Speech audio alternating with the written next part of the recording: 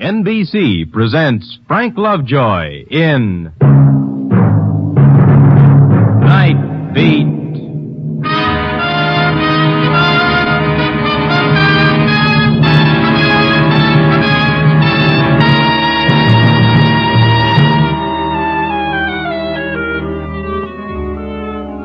Hi, this is Randy Stone. I cover the Nightbeat for the Chicago Star. Yep, I cover the night. My beat is about 8 square miles of darkness, and mister, that's a lot of night. Every evening I start walking into it and let it swirl around me and let it swallow me up. Part of me relaxes, part of me becomes tense and wary. Like a hunter coming back to the jungle, I feel at home, but I know that there's danger. For the night is filled with its own brand of people. A lonely, lost, screwy, mixed-up people of the night, drifting out of the darkness like fragments of a nightmare. Mister, you look like a decent sort. You don't want a poor, suffering human being to go hungry for one of a dime. Yeah, a disembodied hand stretched out for that ever-loving coin to buy just another whiff of that fine old anesthetic named Muscatel. Or a brittle laugh of a painted Tootsie rising out of the night, proving to the world she doesn't care, laughing until the tears come. Or the flurry of footsteps rushing by, a muffled conversation deciding life or death or tonight's movie.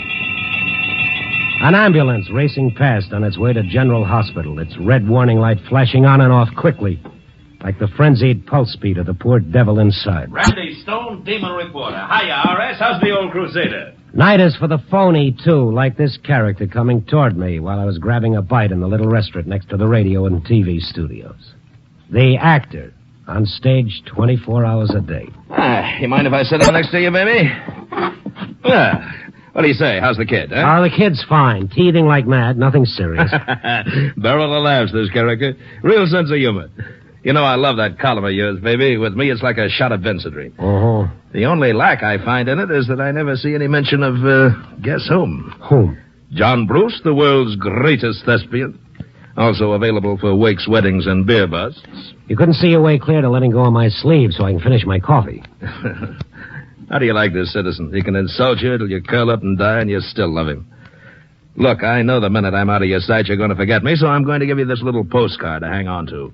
If your show could stand a boost, ask for the lad they call John Bruce. Well, it rhymes, anyway. Yeah, I gotta be going now. Remember, baby, I don't mind what you say as long as you say something, huh? Yeah. That's Bruce spelled with a B. I know it's spelled with a B.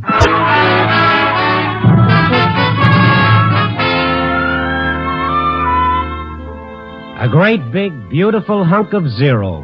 The sincere brown eyes continually shifting, sizing you up and figuring you out. The friendly smile so phony you look for the safety pins holding it in place. Ah, relax. It's a big night. You walk half a block and John Bruce is lost forever. Because there's always something waiting up ahead. I just turned down Grand Avenue. Oh, now there's one of the night's chilly little sounds for you, a burglar alarm shattering the quiet. I looked down the dark, empty street trying to figure out which store, and I saw a child come darting out of a doorway and began racing the other way. A child. Hey, stop! Stop! I tried racing after it, but there wasn't a chance. I went back to the store. It was a sporting goods place. One window smashed and blood splattered on the glass like the kid had used his naked fist to get to the display of guns and knives inside. After the cops came and I told them what I knew, I continued my wanderings. Down through the Lincoln Park district and up through Honky Tonk Road.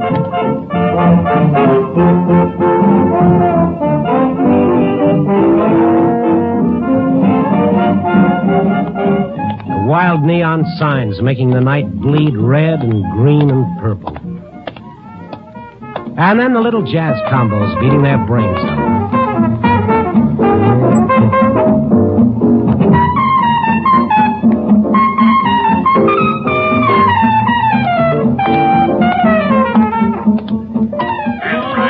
And the barkers, their gold teeth flashing as they bang their canes against the sidewalk and shout about the 12 dancing girls waiting just for you. Look, And the old gent hawking popcorn and hot tamales in a little child's wagon. And George, a 35-inch dwarf who sold newspapers at Clark and Knight. Evening, Georgie. How's it going? Fine and dandy. Better than good. Always A1 for little Georgie. Give me the Sun-Times. Always good to see what the competition's up to. There you are. Paper, read all about it. Get your paper. That's a lovely headline. One of those silly jerks going to wake up. Get your evening paper. Hey, George. Huh? Maybe the way things are in the world, this is a good idea, but since when have they started printing the paper in blood? Huh? What are you talking about? Look for yourself, smeared all over. That's the way I got it. Here, I'll give you another. Thank you. Now, let go of my hand. It's soaking through the bandage, George. I cut myself in a can opener. Uh-huh. I hope you went to a doctor. Doctor? You've got to get all the glass out. I got all the... I told you it was a can opener. All I saw in that window was guns and knives. I thought it was a kid. Okay. So you got yourself a story. Get on the phone. Call the cops. What are you waiting for? Waiting for you to start telling me why a sweet guy is acting like such a dope. What is it, Georgie? Almost 1 o'clock, a little more than an hour, and she'll be here. Go on. Call the cops. Call the cops. You'll be doing me a favor. If you don't, I'll kill him. I swear I'll kill him. She'll show up in an hour, and you'll kill him. Kid, you lost me. All right, Mr. Stone. You're a good guy. You're entitled to a laugh. Come on. Follow me.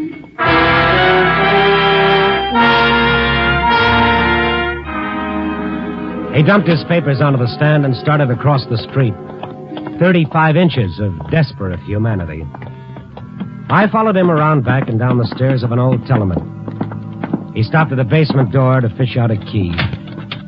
I followed him inside a dark, dank hole. He flicked a switch. Fluorescent lights hissed on, throwing a cold white glow over walls draped in black velvet. There were dark booths and a small bar. It was empty, deathly quiet. I knew the establishment, an after-hours joint. When all the legitimate bars close, those who still sought refuge from the night come to places like this. George headed straight for the only bit of brightness in the room, a gleaming aluminum jukebox in the corner. In the center of the jukebox was a neon mouth, and within the mouth, a microphone. Other neons spelled out the message, "Ask your tune." It operated like your telephone. Somewhere a girl sat at a switchboard connected to 50 such jukeboxes and taverns all over the city. George stood glaring at his tiny reflection in the jukebox shiny chrome. I hate it. I'd like to smash it to pieces. What, the jukebox? The owner of this joint, he gave me a key so I could come in and get warm on cold nights. Yeah? Only you can see for yourself when you're alone. This place can give you the creeps. I thought maybe a tune would cheer me up, so I started horsing around with this jukebox, feeding it my loose nickels, like this. And then her talking to me. What tune would you like? It's me, Julie. Oh, hello, darling. Darling? I'm so excited. George, just one more hour. So help me, I've got goose pimples. Yeah. Me too, Julie. We'll do it just like we planned. I certainly can't understand your feelings, and I admire you for them.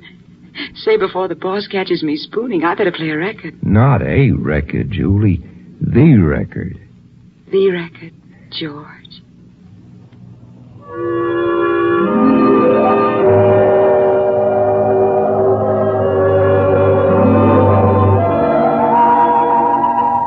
Okay, you can start laughing any time you want, Mr. Stone. What's this all about, George? 10 seconds of conversation with every record. It started as a gag, me playing the big lover because she couldn't see she was talking to a dwarf. It's a big joke, huh? On me. Because talking to her every night, I don't know. Something started happening to me inside. Happening to both of us because she felt it too. She really did, Mr. Stone. I mean, an understanding. I don't know the word. But she felt it too. And then he had to ruin it, destroy it.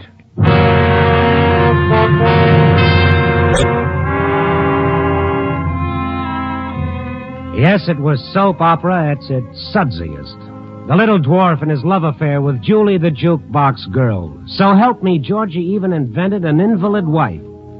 That was his reason why he and Julie could never meet except through the jukebox. But like all little melodramas taken from life, there was also a villain. One of the men who worked in this joint happened to overhear George spilling his heart out. And as a gag, when George wasn't around, he told Julie that the poor guy was dying to meet her in person, that they should get together at least once. And that's what's scheduled for 2 a.m., huh, this meeting? Yeah. It was Julie's idea. I mean, the way it's going to be. The record made her think of it. The record? Yeah, it's from Tchaikovsky. Is that what they call him? Uh-huh. Yeah. Well, he and his Baroness, some fancy lady, they had a friendship through letters, and they felt that they had to meet at least once. So one day they passed each other in carriages and nodded without a word and went on. Never saw each other again. And what's good enough for Tchaikovsky is good enough for Georgie and Julie, huh? Yeah. She'll be wearing a green hat and a sprig of violets. I'll be wearing a red flower. Well, you think she'll be a little surprised at what she's going to see, Mr. Stone? Isn't it a joke? It's okay for you to laugh. Go on, laugh, Mr. Stone. Laugh! I turned. He was a big, paunchy, bald-headed gent, standing in the doorway, having himself a wonderful time.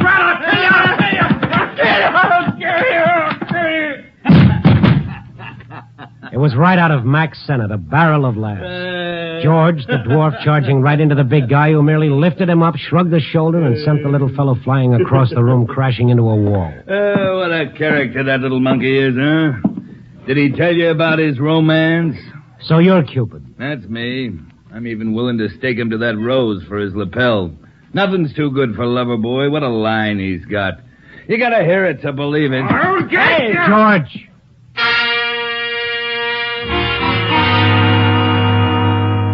The knife in George's hand would have looked much better back in that sporting goods window. He moved out of the shadows. He moved toward the big guy. A trickle of blood ran down George's mouth, but he didn't know anything about that. Hey, put that knife away or I'll shove it down your throat. But George kept coming. The smile on the big man's face took a leave of absence. Hey, come on now, George. What's the matter? Can't you take a joke? A bead of sweat started zigzagging down his face, mixing with the talcum powder. His lips continued to work, but now no words came out. Because this thing coming towards him, this wasn't a comical little dwarf. This was death.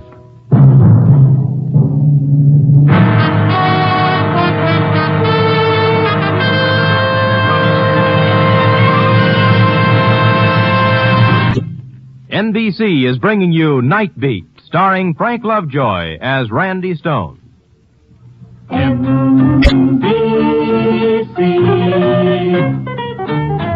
Enjoy the very best in radio. Be sure that you dial and write.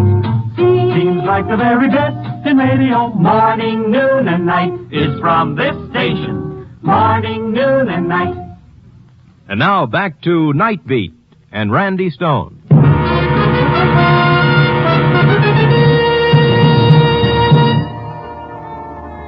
George the dwarf was passing in front of me on his way to the big guy who'd loused up his romance with Julie, the jukebox girl. The knife glinted in his hand, and he didn't even know that I was there.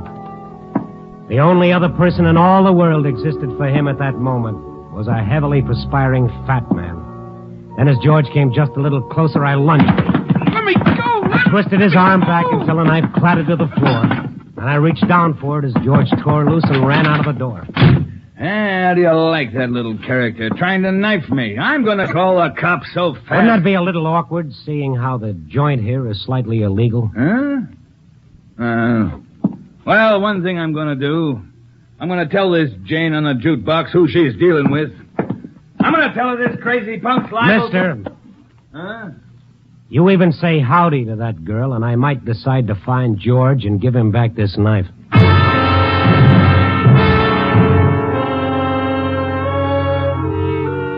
I found George all right, slumped against his newsstand, all through wanting to kill anybody.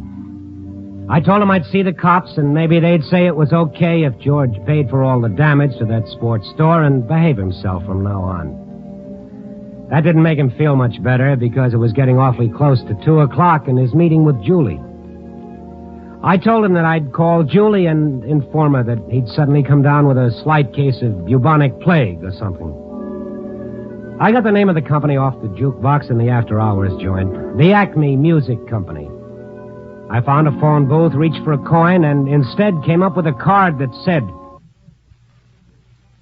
"If your show can stand a boost, ask for the lad they call John Brewst."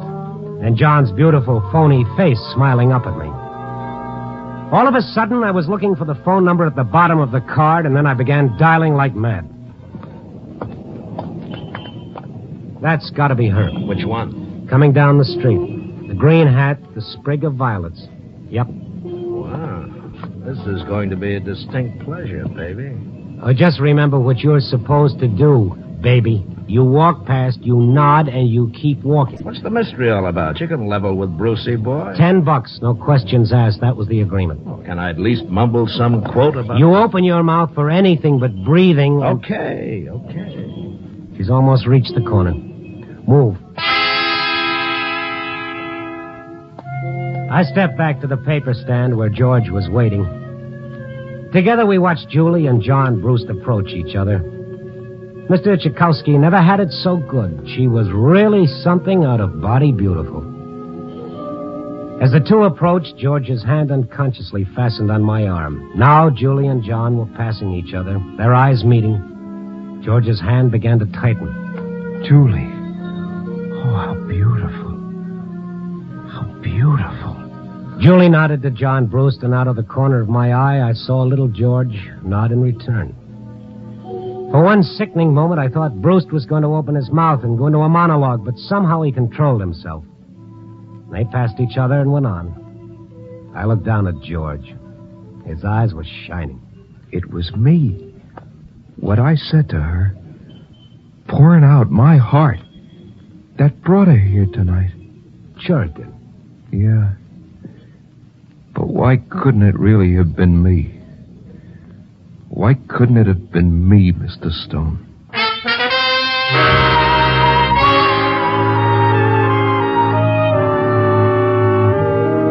Ask the stars. Maybe they had an answer for you, Georgie. Me, I had work to do. I still had my story to find. Somewhere among the waiters, folding their tuxedos away, yawning as they changed into their street clothes. Somewhere among the jazz musicians, their faces waxen with fatigue, their shirt collars soaked in sweat, but still reaching for that beautiful, pure note. Somewhere in the police wagons, screaming insanely down the street. Somewhere in the yellow lights of the general hospital, the mile of empty warehouses, the strip of greasy piers, a desolate park, in an alley, on a street corner. Somewhere in the night, my story was waiting for me. And now, that was all that mattered. By morning, I'd forgotten all about George and Julie and John Brewst. I'd finished my column and I'd gone home to snooze. Only my saga of the jukebox wasn't ended. It had only just begun. Yeah. Yeah. Hiya. That wake you up? It's after 10 a.m. Well, what do you know? What do you want, Bruce? I do okay? Oh, you are magnificent. I'll see you around. Oh, wait a minute, Randy. Yeah. The broad. Yeah? Friend of yours? No. Well, then what was that routine? You got old Johnny Boy guessing. Well, good for Johnny Boy. I'll see you around. Randy, look, as long as she's not a friend, like they say, where can I locate this kid? Maybe we'll have a couple of laughs together, huh? No kidding, baby. Where can I find her? Goodbye now.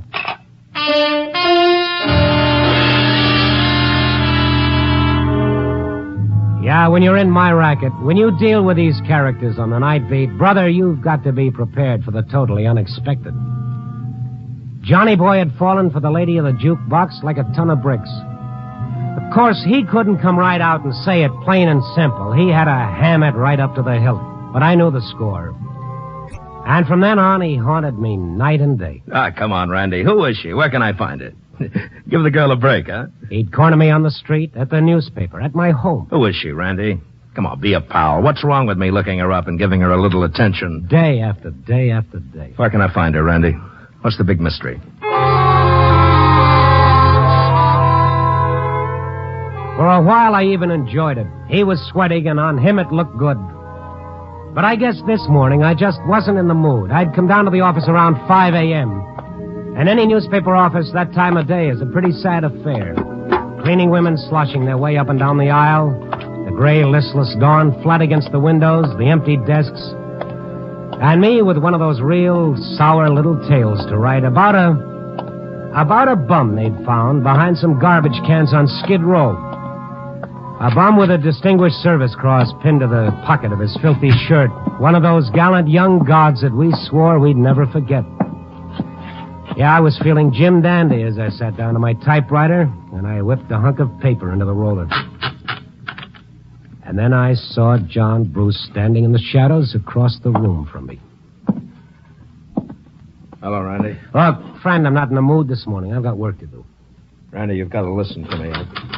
They found him a little after midnight behind a wine shop. Randy, you got to tell me where I can find him. Just another bum sleeping it off. Randy, listen to me. You got to tell me where... Look, Buster, I'm telling you nothing. You understand that? One dame is going to escape the famed John Bruce charm. It's a very small tragedy. Now, clear out of it. If you'll only listen to me, please. I'm slightly bored with listening to you, Mr. Bruce. I'm even more bored with looking at you, Mr. Bruce. You're so phony it sticks out like measles, Mr. Bruce, from your crisp, curly hair right down to your beautifully polished shoes. If this comes as a great surprise... No great surprise, Randy. Since when can a guy keep that kind of news from himself? Okay, I'm sorry. I'm pretty tired. I don't know what it is. I won't even try to explain it. I can't explain it to myself. It's that success bug. It's dog eat dog. Anything goes as long as you make it. And why do you have to make it? Does it say so in the Constitution? Look. But about her, right? I'm not putting on any act about her, Randy. I'm a big boy now. Love at first sight. Am I kidding? Listen, Randy.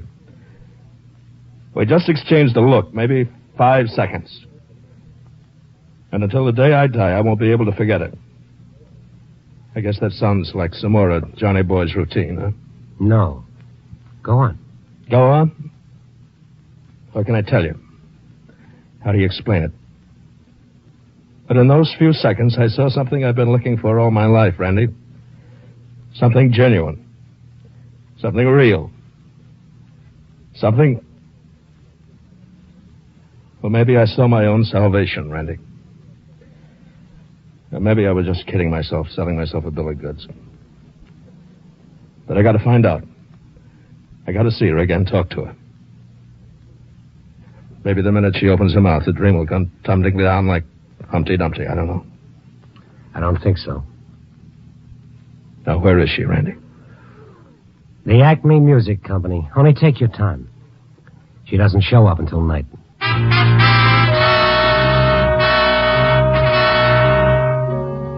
I don't know why I did it. Maybe it was something I saw in John Bruce's eyes that made me feel if I didn't tell him, well, it would have been a bum deal for Julie. I wanted to reach George right away, try to explain what I'd done, but I didn't know where to look for him except at his newsstand. In my world of the night, all you ever know about anyone is where they are right now. I didn't sleep much that day. Making George understand wasn't going to be any cinch. But he had to know that this had been a sick thing that could only hurt him in the end.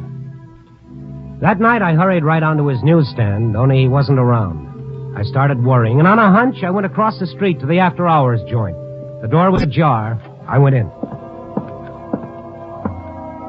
He was there, squatting in front of the jukebox, listening to his song again. His back was to me.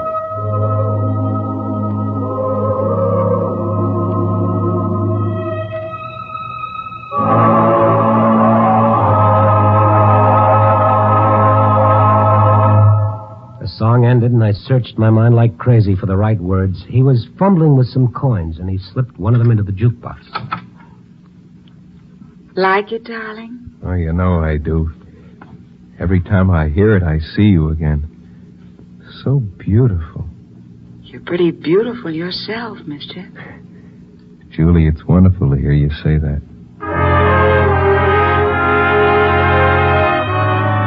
I backed out quick. I didn't get it. Why hadn't she gone with John Bruce? I hopped a cab for the Acme Music Company, a dilapidated office in a loft on Huron Street. Front door was open, so I went on inside. An empty desk with papers scattered all over, but nobody around. I went into a dark hallway marked no admittance. Ahead of me was a lighted glass door with the word studio painted on it. I started for it when someone came running up behind me. Hey, you, can't you read the sign? No admittance. I thought that was very clear. Well, there wasn't anybody at the desk. You're telling me something I don't know? Quitting without a minute's notice. That's a fine thing, huh? Mister. But wait, that's Sally. She'll want a reference someday. I'll give her a reference, all right. Now, come on. Sally, is she the one who quit?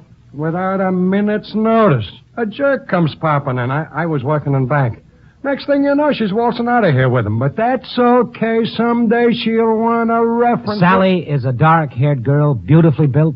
So she's beautifully built. Big deal. Come on, mister. I got 50 things to do. Then that would be Julie working in the studio up ahead. So? Well, do you mind if I peek in through the door, and then I'll go? If you want to peek, all right, peek. With Julie, I'm not worried about her running off. With Julie, I'm safe.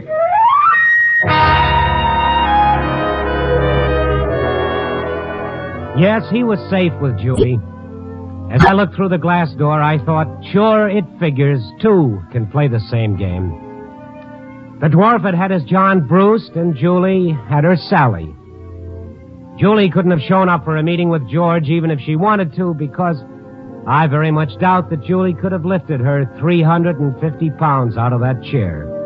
Huge, sprawling Julie, working like mad at her switchboard with its flashing lights from jukeboxes all over the city. And then while I watched as she answered one call, something happened. Her eyes lit up in a strange and wonderful way. And then she flicked a switch that played a certain record for a certain jukebox, and her eyes became even more bright. I didn't have to hear the rest of the record. She was playing their song for her guide, George. And all of a sudden, I realized how right George was. Julie was beautiful.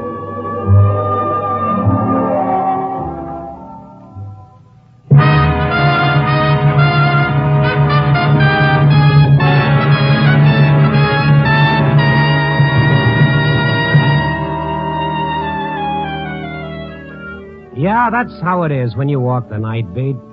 You always know that if you walk far enough and long enough, and if you keep your eyes open and you listen very carefully, sooner or later in the darkness, you'll find the city's heart. Yeah. Copy, boy.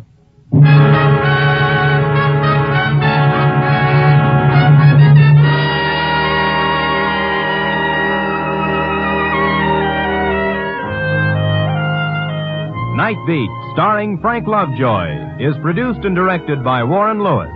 Tonight's story was written by Larry Marcus, with music by Robert Armbruster. The part of John Bruce was played by Bill Conrad. Jeff Corey was George. Others in tonight's cast were Betty Lou Gerson, Ray Hartman, and Eddie Fields. Frank Lovejoy can currently be seen co-starring with Joan Crawford and Robert Young in Warner Brothers' Goodbye, My Fancy.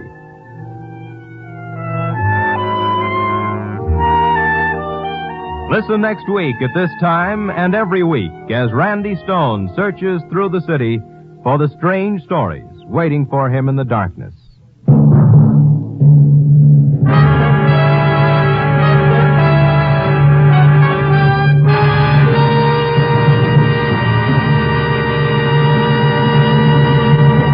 Nightbeat came to you from Hollywood.